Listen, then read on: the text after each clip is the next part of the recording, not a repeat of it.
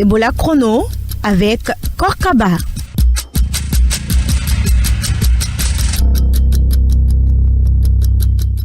Merci d'écouter Ebola Chrono. Au sommaire de cette édition, en 2 jours, 4 cas d'Ebola ont été confirmés à Forikaria. Tout à l'heure, Asma Diallo sera en ligne de Forikaria pour plus de détails. Et puis notre invité du jour, c'est Alexandre Robert, coordinateur du projet Gestion sanitaire des frontières à l'OIM. Avec lui, nous parlerons des activités qu'il mène au niveau des frontières. Ebola Chrono, l'invité du jour.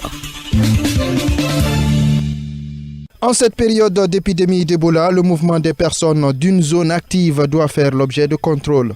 L'Organisation internationale pour les migrations OIM a justement un projet intitulé Gestion sanitaire des frontières. Alexandre Robert en est le coordinateur et il est notre invité du jour. Monsieur Alexandre Robert, bonsoir. Bonsoir. Dites-moi, quelles sont les activités que l'OIM mène au niveau des frontières? Donc, nous avons un projet qui s'appelle la gestion sanitaire des frontières. Et le projet consiste à renforcer les capacités de surveillance au niveau des frontières. Donc, il y a 2 axes. Le premier, c'est au niveau des points d'entrée frontaliers. On intervient principalement au niveau des postes frontières terrestres et des ports maritimes pour renforcer les capacités de contrôle sanitaire. Donc, il y a des agents de santé qui sont déployés par le gouvernement via le service de santé des armées, mais aussi des médecins et infirmiers civils.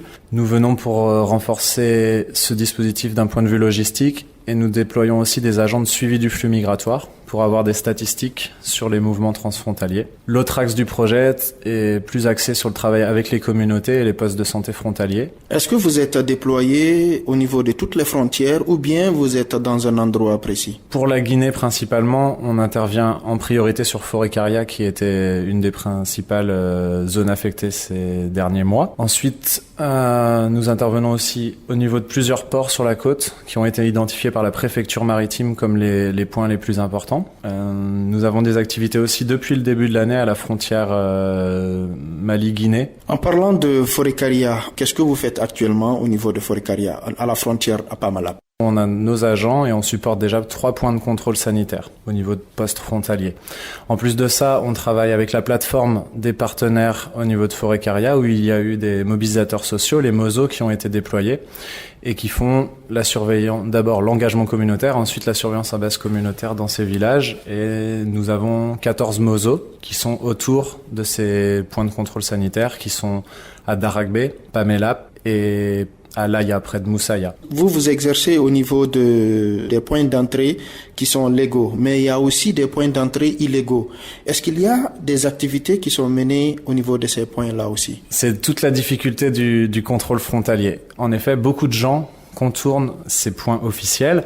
Là, actuellement à Forikaria, sur les points de passage non officiels, et chaque semaine, au moment du marché hebdomadaire, où il y a environ 250 personnes qui rentrent, les jeunes procèdent eux-mêmes au contrôle sanitaire des personnes qui viennent pour le marché. Et ces jeunes-là, ce sont des jeunes de Forikaria? Oui, ce sont des jeunes des communautés. Ils sont désignés par la communauté elle-même et supervisés par les chefs de district. Quel est véritablement le risque aujourd'hui qu'il y ait des contacts qui vont quitter la Sierra Leone pour venir en Guinée? Le contrôle sanitaire permet de dissuader les mouvements. Et avec le très faible nombre de cas, le risque est très faible aussi. Mais avec un certain nombre de contacts qui sont inconnus et des contacts perdus de vue, l'épidémie peut toujours réapparaître plus loin. Et c'est ce qui s'est passé au niveau du district de Bombali en Sierra Leone.